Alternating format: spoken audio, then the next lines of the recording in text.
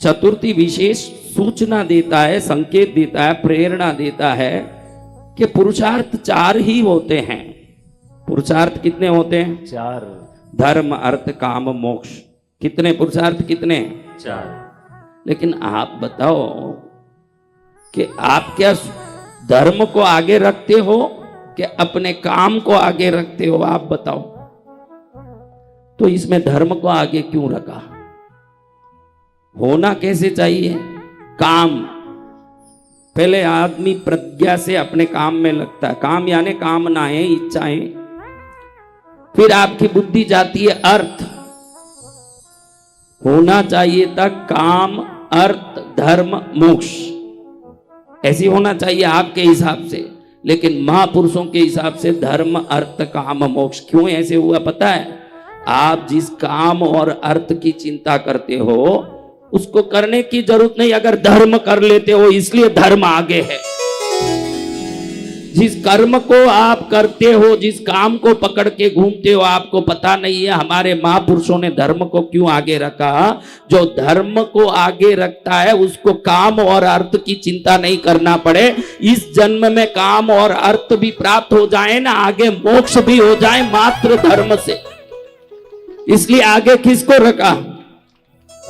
धर्म को ही आगे रखा। चतुर्थी है। चतुर्थी हमको समझाती है कि 4 विध पुरुषार्थ से जीवन चलता है। उसमें प्रधान है क्या है? प्रधान धर्म। लेकिन आप में कितने लोगों के लिए धर्म प्रधान है भाई? कितने लोगों के लिए धर्म प्रधान? झूठ मत बोलो बहनों। हाँ, जो झूठ बोलोगी तुम्हारा हाथ भविष्य में काम ही नहीं करेगा। तुम्हारे लिए धर्म प्रधान है। संसार भर के लपड़े लेके आई हो कृष्णगिरी में, तुम चेहरे से दिखे कि धर्म कितना प्रधान है। हाँ,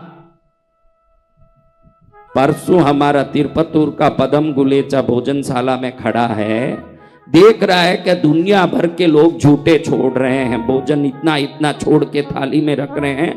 आपको मैं पूछता हूं, इतना जवाब दीजिए, अपने घर में भी इतनी रोटी, मिठाइयां, नमकीन, दाल, चावल झूठा छोड़ के थाली फेंक के आ जाते हो क्या? अपने घर में यही करते हो?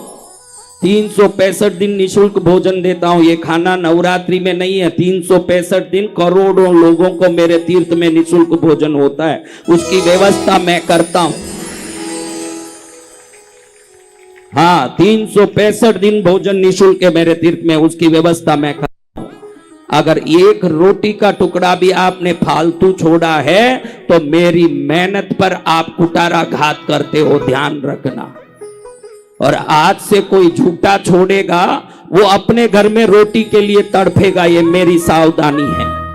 हाँ, आज से कोई भी झूठा छोड़ेगा अपने घर में जाके रोटी के लिए तड़प जाएगा, ये साधु की सावधानी है। तीर्थों में आके पाप करते हो, ये तीर्थ तुम्हारे बापों के बने हुए नहीं है, पद्मावती की इच्छा से बना है।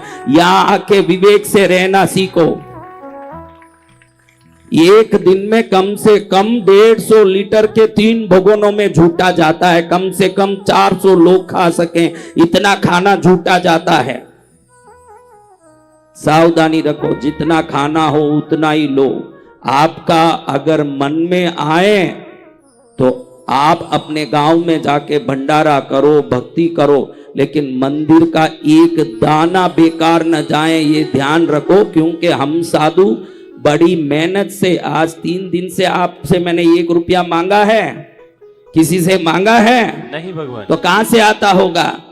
कैसे आता होगा जो साल भर करोड़ों लोगों को खिला रहे हैं? आप दे नहीं सकते, अलग बात है। मेरी रोटी पर आप लाके आग मत डालिए, सावधान रहिए। जो झूठा करके जाओगे अपने घर में रोटी के लिए तड़पोगे, ध्यान रखना। या कोई एक कौवा कोई बेकार नहीं जाएगा, ये ईश्वर का घर है। यहाँ आके कोई भी मनमानी करेगा, उसके मनमानी का फल देगी पद्मावती।